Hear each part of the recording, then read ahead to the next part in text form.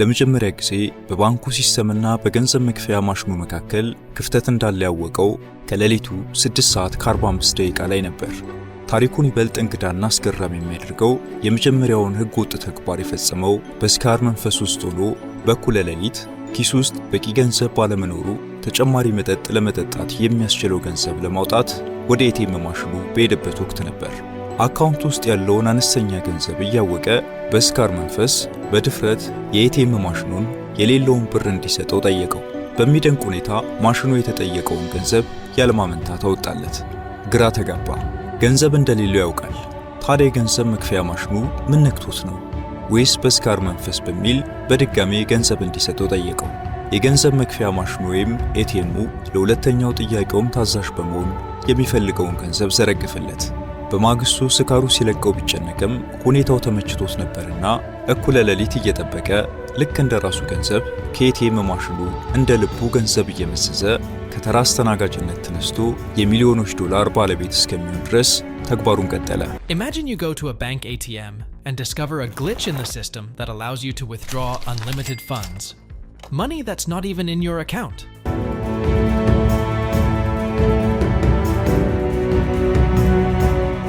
ሰላምና ጤና በያላችሁበት የዓለም ዳርቻ የምንመኝላችሁ የቻናላችን ተከታታዮች፣ በስካር መንፈስ እንደ ቀልድ በሞከረው ተግባር የባንኮችን ክፍተት ሚስጥር ስላወቀና ይህንንም ሚስጥሩን በመጠቀም በሌሊት ከኤቲኤም ማሽን ገንዘብ እንደ ልቡ እየመሰሰ ሚሊዮነር ስለሆነ ጉደኛ ሰው ልናጋራችሁ ወደናል። አብራችሁን ቆዩ።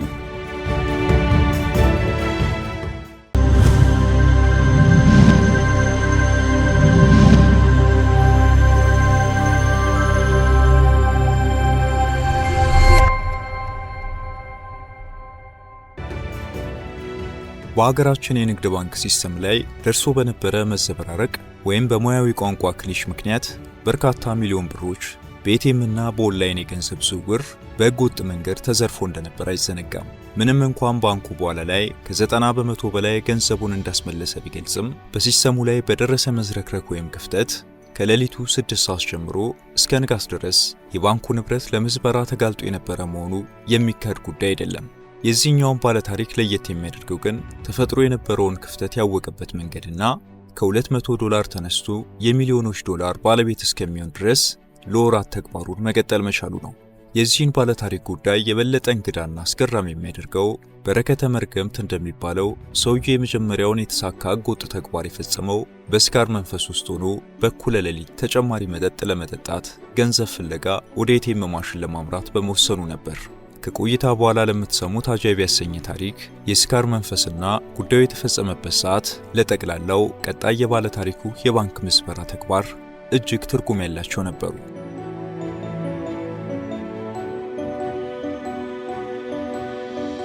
በአውስትራሊያዋ ሜልቦርን ኑሮን ያደረገው ዳን ሳንደርስ በአንድ የካሲኖ ቁማር መጫወቻና መጠጥ ቤት ውስጥ የሚሰራና የወር ደመወዙም እዚህ ገባ የማይባል ነበር።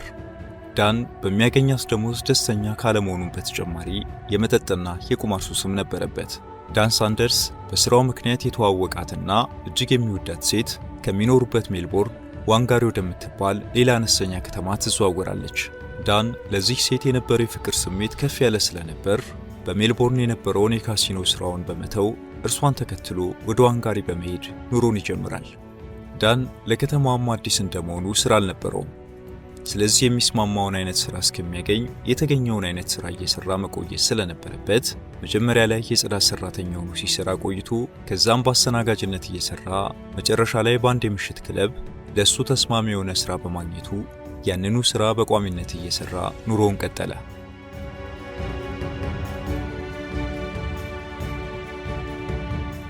የዳን ህይወት መለወጥ የመጀመሪያ መነሻ የሆነው እንደ ፈረንጆቹ አቆጣጠር 2011 ነበር። እንደተለመደው በሚሰራበት መጠጥ ቤት የዕለት ስራውን ጨርሶ በሩን ከዘጋ በኋላ ጊዜው ለወትሮ ወደ ቤቱ የሚያመራበት ቢሆንም ከጓደኞቹ ጋር አምሽቶ አንድ ሁለት ለማለት ይወስንና ከአንድ የቅርብ ጓደኛው ጋር ወደ አንድ የመጠጥ ግሮሰሪ ያመሩና ብርጭቋቸውን ይጨብጣሉ። የዳን ጓደኛ የሆነው ማርክ በዛች ታሪከኛ ምሽት የሚበቃውን ያህል ከጠጣ በኋላ ወደ ቤቱ ማምራት ስለነበረበት እኩለ ሌሊት አካባቢ ዳንን እዛው ግሮሰሪ ትቶ ወደ ቤቱ አመራ። ዳን ግን አምሽቶ ተጨማሪ መጠጣት ስለፈለገ በግሮሰሪው በመቆየት መጠጣቱን ይቀጥላል። ትንሽ እንደወሳሰደም ተጨማሪ መጠጥ ለማዘዝ ኪሱን ሲደባብስ ገንዘብ አልነበረውም። የኪስ ቦርሳውን አውጥቶ ቢመለከትም በዋሌት ውስጥ ምንም አይነት ገንዘብ አልነበረም። ጓደኛውን ማርክን እንዳያስከፍልም ቀድሞ ተሰናብቶ ትቶት ሄዷል። ስለዚህ የኤቲኤም ማሽን ወደሚገኝበት ቦታ መሄድ ግዴታው ነበርና ከግሮሰሪ ወጥቶ የኤቲኤም ማሽን ለጥቂት ጊዜ ካፈላለገ በኋላ የአውስትራሊያ ብሔራዊ ባንክ ንብረት የሆነ አንድ የኤቲኤም ማሽን ያገኛል። በአውስትራሊያ እንደ ማንኛውም ምዕራባውያን ሀገራት የባንክ ደንበኞች ሁለት ካርዶች ይኖሯቸዋል። አንደኛው መበደር የሚያስችል ክሬዲት ካርድ ሲሆን ሁለተኛው ደግሞ ደንበኞች ከቁጠቡት ገንዘብ ላይ አውጥተው እንዲጠቀሙ የሚያስችል ልክ በሀገራችን እንዳለው አይነት ዴቢት ካርድ ይባላል። ደንበኞች የቆጠቡት ገንዘብ በአካውንታቸው እስካለ ድረስ ዴቢት ካርዳቸውን ተጠቅመው የሚበቃቸውን ያህል ገንዘብ ማውጣት ይችላሉ። በክሬዲት ካርድ ግን መበደር ወይም ማውጣት የሚችሉት የገንዘብ መጠን የተወሰነ ነው። በአውስትራሊያ ብሔራዊ ባንክ አሰራር አንድ ደንበኛ በክሬዲት ካርድ ማውጣት የሚችለው የገንዘብ መጠን እስከ $2000 ድረስ ብቻ ነው። ተጨማሪ ለማውጣት ቀደም ሲል ያለበትን ዕዳ መክፈል አለበት።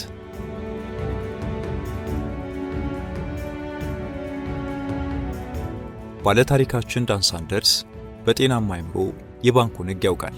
ነገር ግን በስካር መንፈስ ሆኖ የሚታየው ተጨማሪ መጠጥ የመግዛት ፍላጎቱን ብቻ ነውና ወደ ኤቲኤም ማሽኑ ተጠግቶ መጀመሪያ የዴቢት ካርዱን አስገብቶ በቁጠባ ሂሳብ ውስጥ ያለውን የገንዘብ መጠን ወይንም ባላንስ ጠየቀ።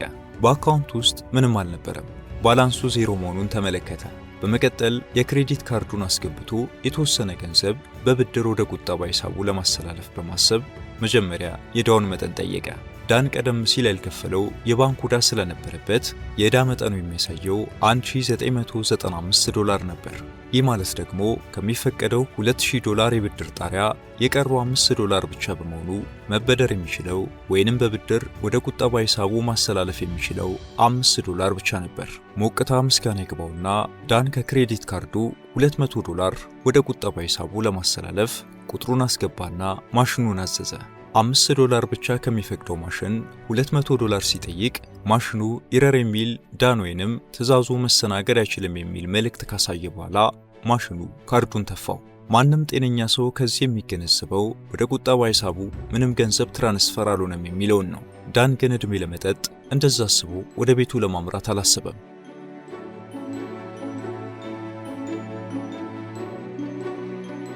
ዳን ሳንደርስ ከኤቲኤም ማሽኑ አጠገብ ንቅንቅ ሳይል ዴቢት ካርዱን በድጋሚ ያስገባና በቁጠባ ሂሳቡ የሚገኘውን መጠን ጠየቀ።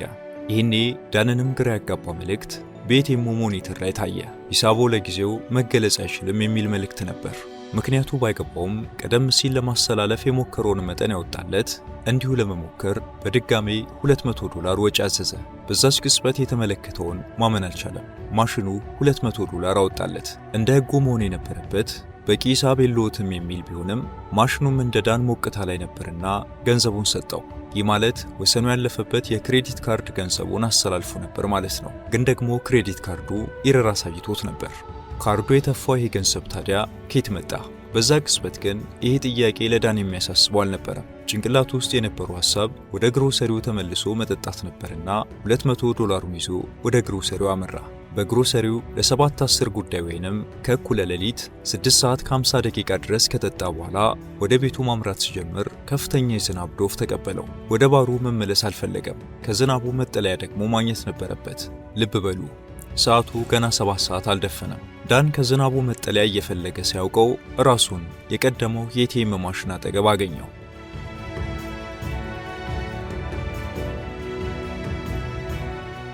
ማሽኑ መጠለያ ነበረውና ዳንም በስካር ወደዛ የተሳበው መጠለያውን ብሎ ነበር።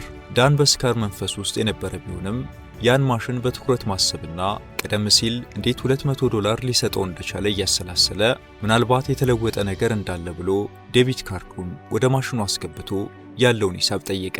ማሽኑም ልክ እንደ በፊቱ ለጊዜው ባላንሱን ማሳየት አይችልም የሚል ጽሑፍ አሳየው። ያንን ካርድ አወጣና ክሬዲት ካርዱን ወደ ማሽኑ አስገብቶ ያለበትን ዕዳ እንኳን ለማየት ሳይሞክር $200 ወደ ቁጠባው ትራንስፈር እንዲያደርግ ካዘዘው በኋላ ክሬዲት ካርዱን አውጥቶ ዴቢት ካርዱን አስገባና ያለውን ሂሳብ ሲጠይቅ አሁንም ማየት አይቻልም አለው። ዳን ወዲያውኑ ገንዘብ ማውጣት የሚለውን አማራጭ ተጭኖ $200 አስገብቶ አረጋግጥ የሚለውን ቁልፍ ተጫነ። አፍታ ሳይቆይ ማሽኑ የታዘዘውን $200 ተፋለት። የልብ ልብ የተሰማው ዳን ሳንደርስ ሁለቱን ካርዶች እያቀያየረ የገንዘቡን መጠን ከፍ እያደረገ ተግባሩን ቀጠለ። መጀመሪያ 400 ከዛም 500 እያላዘዘ ማሽኑ እያንዳንዱን ትዕዛዝ አስተናገደ። ዳን ሳንደርስ ምንም እንኳን የቁጠባ ሂሳቡ ዜሮ ቢሆንም በዛ ምሽት $2000 ከማሽኑ በማውጣት ኪሱን ሞልቶ ወደ ቤቱ አመራ። ውጥረቱና መጠጡ እጅግ አድክሞት ስለነበረ ቤቱ ገብቶ ጎኗ አልጋ ከመንካቱ እንቅልፍ ይዞት ሄደ።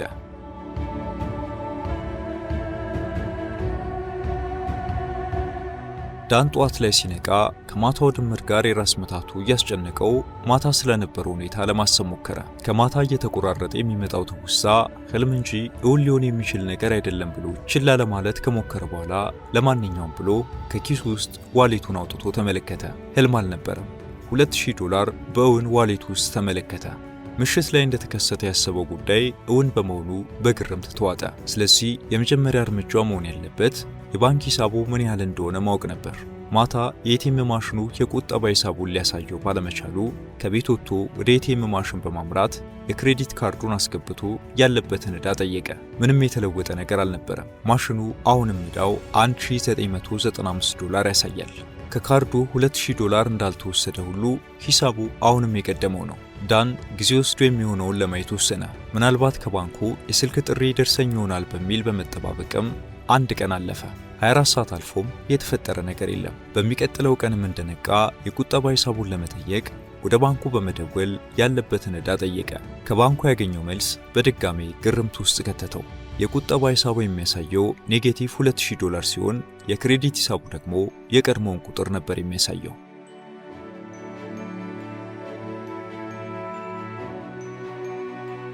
በአገሪቱ ባንክ አሰራር መሰረት የቁጠባ ሂሳብ ኔጌቲቭ መሆን አይችልም።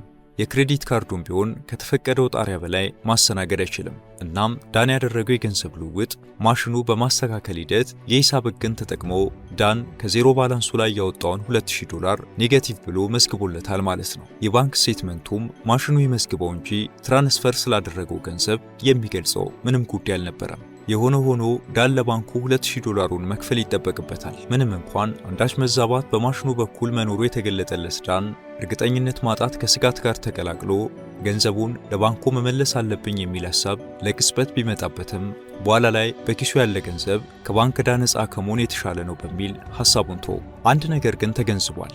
የባንኩ ሲስተም ከ24 ሰዓት በኋላ የቁጠባ ሂሳቡን ኔጌቲቭ ማድረግ ቢችልም ገንዘቡ እንዴትና ከየትኛው አካውንት እንደተወሰደ አያውቅም። ምክንያቱም የክሬዲት ካርዱ የሚያሳየው ተመሳሳይ ቁጥር ነው። ዳን ያገኘውን ገንዘብ ተጠቅሞ ራሱን ዘና ለማድረግ ወሰነ። ወደ ገበያ ወጥቶ ፍሪጅ ሳይቀር ገዛ። ሌሎች የቤት ቁሳቁሶችንም ሸመተ።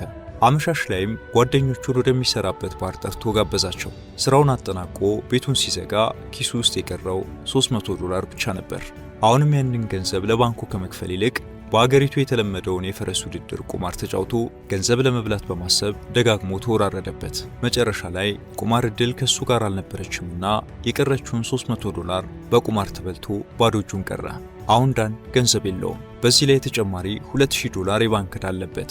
ምን ማድረግ እንዳለበት እያሰላሰለ $2000 ያወጣበት ምሽትና ሁኔታ ማውጠንጠን ያዘ።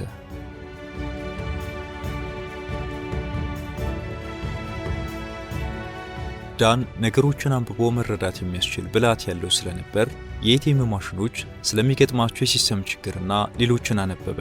እሱ የገንዘብ ማውጣት ተግባር የፈጸመበት መች የት የሚለውን ሲያመሳክር አንዳች አስቦት ያልነበረው ሚስጥር ተገለጸለት። ይህ ጉዳይ የሲስተም አለመናበብ ወይም በሙያ አጠራር ግሊች ይባላል። ዳን የተረዳው እውነት ችግሩ ያለባቸው የብሔራዊ ባንክ ማሽኖቹ ሲሆኑ እነዚህ ማሽኖች ሁልጊዜ ከሌሊት 6 ሰዓት ጀምሮ እስከ ሌሊት 7 ሰዓት ለአንድ ሰዓት ራሳቸውን ከዋናው ሰርቪስ ወይም ሲስተም በመለየት ስታንድ ባይ ሙድ ውስጥ ይገባሉ ወይም እረፍት ያደርጋሉ። በዛን ጊዜ የተከሰተውን ጉዳይ ለመለየትና እርማት ለመውሰድ ደግሞ 24 ሰዓት ይወስድባቸዋል። ስለዚህ ዳን ያደረገው ተግባር ውጤታማ እንዲሆን ሰዓቱ እጅግ አስፈላጊ ነበር ማለት ነው። በዚህ እውቀቱ የታነጸውና በመረጃ የታጠቀው ዳን መረጃውን በተግባር ለመሞከር ፍላጎት ስላደረበት ጥቂት ቀናት አሳልፎ የባሩን ስራ ከጨረሰ በኋላ እኩለ ሌሊት እስኪሆን ጠብቆ በመጀመሪያ ቀን ተጠቅሞበት ወደ ነበረው የኤቲኤም ማሽን አመራ። እንደተለመደው መጀመሪያ ዴቢት ካርዱን አስገባ። ባላንስ ጠየቀ። $2000 ዕዳ ወይም ኔጌቲቭ ያሳያል። ቀጥሎ ክሬዲት ካርዱን አስገብቶ ባላንስ ጠየቀ። ቀድሞ የነበረው ዕዳ እንዳለ ነበር፣ $1995።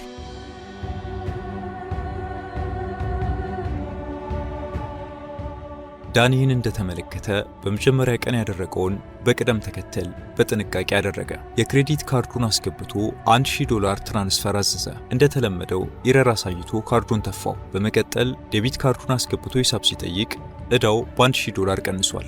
በእርግጥ ሌላ ጊዜ ባላንስ አያሳይም ነበር። ዳን ደገመና ክሬዲት ካርዱን አስገብቶ $1000 ትራንስፈር አደረገ። ቀጥሎ ቁጠባ ሂሳቡን ቼክ አደረገ። አሁን ባላንሱ ዜሮ ሆኗል። ይህ ማለት በደቂቃ ውስጥ ዕዳውን ሁሉ ከፈለ ማለት ነው። ዳን እንደተረዳው ይህ ባላንስ ከ24 ሰዓት በኋላ ወደ ኔጌቲቭ እንደሚቀየር ጠንቅቆ ተረዳ። ቢሆንም ዳን አሁንም ለራሱ የሚሆን ገንዘብ ማውጣት ስለፈለገ በተለመደው ቅደም ተከተል $2000 አውጥቶ ወደ ቤቱ ተመለሰ። አሁንም ግን ዳን ሲስተሙ ማስተካከያ የሚወስድበትን ትክክለኛ ጊዜ ማወቅ ስለፈለገ ጠዋት ከእንቅልፉ እንደነቃ ወደ ባንኩ ደውሎ ሂሳብ ጠየቀ።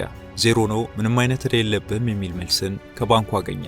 ይህን ማመን ስለከበደው ቀኑን ሙሉ ሲደውል ቆይቶ ከሌሊቱ 6 ሰዓት ላይ ሂሳቡ ኔጌቲቭ 4000 ሆነ። ይህ ማለት የከፈለው 2000 እና በኪሱ የወሰደው 2000 ተደምሮ ማለት ነው። ይህ ማለት ሲስተሙ እርምት ለማድረግ ብዙ ሰዓት ይወስድበታል። ስታንድባይ ሙድ ሆኖ የፈለገውን ለማውጣት ደግሞ ከእኩለ ሌሊት ጀምሮ የ1 ሰዓት ጊዜ አለው። ይህ ሚስጥር የተገለጠለት ዳን ከአንድ ካርድ ወደ ሌላው እያገላበጠ ዕዳውን እያጣፋና ለኪሱ ገንዘብ እየወሰደ ኪሱን ማደለቡን ቀጠለ። በየዕለቱ የሚያስተላልፈውን ገንዘብ ከፍ እያደረገ መጣ። በየምሽቱ ጋባዥና ከፍተኛ ገንዘብ እያስያዘ ቁማር የሚጫወትም ሰው ሆነ።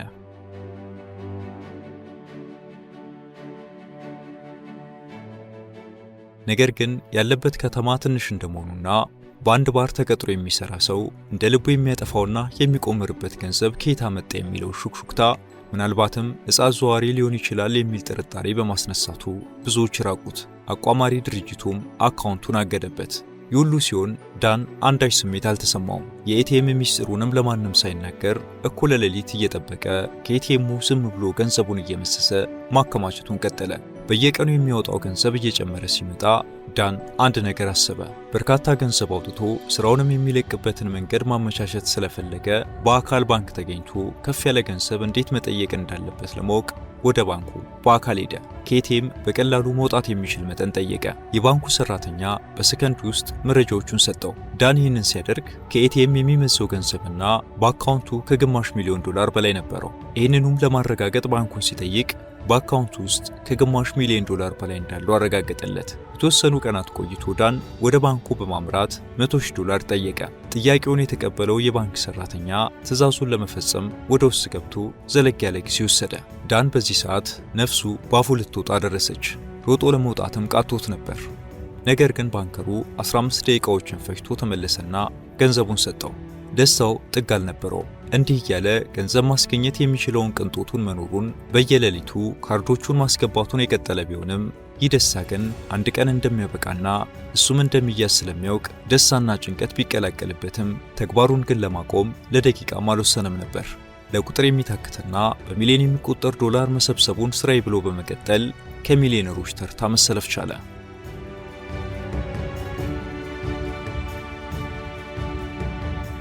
ዳን አኬራ አብራው ቆማለችና ይህን ተግባሩን አጠናክሮ በቀጠለበት በአንዱ ቀን ከባንክ የስልክ ጥሪ ደረሰው። በአካውንቱ ላይ የሚስተዋል ያልተለመደ ጉዳይ ስላለ ያንን እንዲያስረዳ ነበር ከባንኩ የተጠየቀው። ዳን ሁኔታው የማይቀርና የሚጠብቀው ቢሆንም በድንጋጤ የማውቀው ነገር የለም ሲል ሽምጥጥ አድርጎ ካደ። የባንኩ ምላሽ ግን ዳን እንደፈራው አልነበረም። መልሰን እንደውላለን በሚል ነበር ስልኩ የተዘጋው። ሁሉም ነገር እንደተለመደው ቀጠለ። ያው ሁሉም ነገር ልክ አለውና ዳን ገንዘቡ ሲበዛ በስጋት መኖር ሰለቸው። በቃ ሁሉም ነገር ትውስታ ባለው መልኩ መጠናቀቅ አለበት በሚል ወደ አንድ ጋዜጠኛና የዶክመንተሪ ፊልም ባለሙያ በመሄድ ታሪኩን ከመጀመሪያ እስከ መጨረሻ ለ3 ሳምንት አስቀርጾ ዶክመንተሪ በማሰራት ታሪኩን ለዓለም ይፋ ለማድረግ ወሰነ። በዚህም ሐሳብ ባለሙያ አናግሮ ከመጀመሪያ እስከ አሁን ያለውን ታሪክ በዶክመንተሪ ፊልም አሰራው። ዶክመንተሪው አየር ላይ ከመዋሉ በፊት ለመጨረሻ ጊዜ ለማየት ስቱዲዮ ተገኝቶ ፊልሙን በሚያይበት ሰዓት ዶክመንተሪው ቀልብ የሚስብ እንዲሆን በማለት ዳን ለማምለጥ ያቅድ እንደነበረና ከማምለጡ በፊት ግን ዶክመንተሪውን ለማሰራት እንደወሰነ የሚገልጽ የፈጠራ ታሪክ ተጨምሮበት አየ። ዳን ፊልሙን ካየ በኋላ የፊልሙ ዋና አዘጋጅ በጨመረው ታሪክ ደስተኛ እንደሆነ ጠየቀው። ዳን ግን ፍጹም ደስተኛ አልነበረም። ይልቁንም ፕሮፌሽናል ጋዜጠኞች በመሆናቸው ውሸት ይቀላቅላሉ ብሎ ባለማሰቡ ተገርሞ ደስተኛ እንዳልሆነ ለአዘጋጁ ገለጸለት። ቀረጻውም ሆነ ኤዲቲንጉ ተጠናቆ ስለነበር ምንም ማድረግ አልቻለምና ተመልሶ ወደ መጣበት አመራ። በዶክመንተሪ ውስጥ ማንም ከሳሽ ሳይኖር ሌላው ባንኩ እንኳን የተፈጠረውን ጉዳይ ከደረሰበት በኋላም ቢሆን የደንበኞቹን አመኔታ ላለማጣት ለፖሊስ ሪፖርት ባላደረገበት ሁኔታ ጠቅላላውን ጉዳይ ሳይደብቅ በራሱ ላይ ከመሰከረ በኋላ እንዴት የውሸት ታሪክ ይጨምራሉ እያለ በማሰላሰል ላይ ያለ አንድ ስልክ ተደወለለት።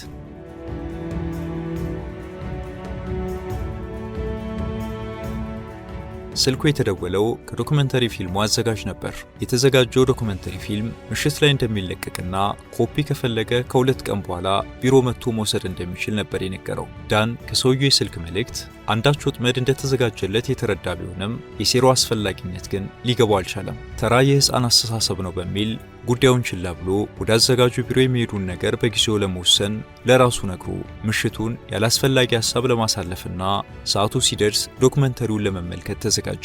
ዶክመንተሪው በተባለው ሰዓት መተላለፍ ጀመረ። ዳንም ቤቱ ቁጭ ብሎ መከታተል ቀጠለ። በዶክመንተሪው ላይ ዳን ባንኩ የገጠመውን የሲስተም መዛባት ችግር በወቅቱ ብር አብዝቶ በሚፈልግበት ሰዓትና ሁኔታ ላይ ያንን ክፍተት ሊደርስበትና ሊጠቀም መቻሉን እንደ ባለውለታ ያህል ለባንኩ እንደሚቆረቆር ይናገራል። በፊልሙ ላይ በአጠቃላይ ወደ 1.6 ሚሊዮን ዶላር መውሰዱን ወይም መጠቀሙን ይገልጻል። በዶክመንተሪ ፊልሙ ላይ ስለ ጉዳዩ አስተያየት እንዲሰጡ የተጠየቁት የባንኩ ማናጀር ሐሳብ ከመስጠት የተቆጠቡ ሲሆን ክስ መሰረቱ እንደሆነም ለተጠየቁት በተመሳሳይ ሐሳብ ከመስጠት ተቆጠቡ።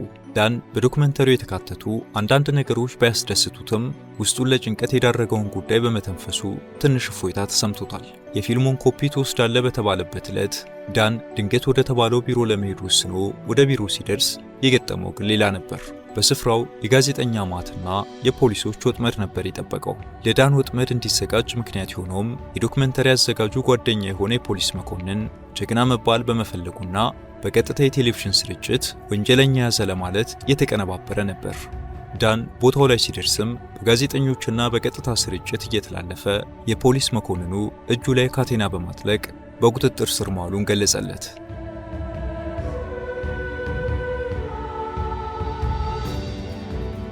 የዳን ሳንደርስ ነገር ከእስር በኋላ ማስደነቁ አልቆመም። ፖሊስ በቁጥጥር ስር አውሎና አሻራ ወስዶ ወደ እስር ቤት ቢያስገባውም ራሱ ባሰራው ዶክመንተሪ ፊልም ከገለጸው ቃሉ በስተቀር እንኳን ሌላ ምስክር ቀርቶ በከሳሽነት ከባንኩም ይሁን ከሌላ ተበዳይ ነኝ ከሚል አካል የቀረበበት ክስ ባለመኖሩ ከ1 ዓመት እስር በኋላ በነፃ ሊለቀቅ በቃ።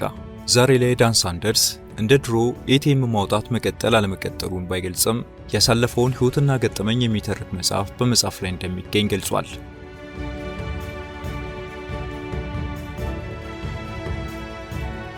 ውድ የቻናላችን ቤተሰቦች በአጋጣሚ ባገኘው ዕድልና በባንክ ሲስተም ችግር ለራሱ ገንዘብ ከኤቲኤም እየመሰሰ ወደ ሚሊዮነርነት ስለተጓዘው ዳን ሳንደርስ ያዘጋጀነው ይህንን ይመስል ነበር። እንደተለመደው በቀጣይ በቻናላችን ቢቀርብልን አሊያም ብናውቃቸው የምትሉትን ጥቆማዎችን በኮሜንት ማስቀመጫው እንድታኖሩልን እንዲሁም የተሻሉ ስራዎችን ይዘን እንድንቀርብ ሰብስክራይብ እና ሼር በማድረግ ይህን ቻናል ለሌሎች እንዲደርስ በማድረግ እንድታግዙን በአክብሮት እየጠየቅን ለቻናላችን አዲስ ሆናችሁ ሰብስክራይብ በማድረግ ቤተሰብነታችሁን አጠናክሩ የሚለው የአክብሮት ግብዣችን ነው። በያላችሁበት ሰናይ ጊዜን ተመኘን።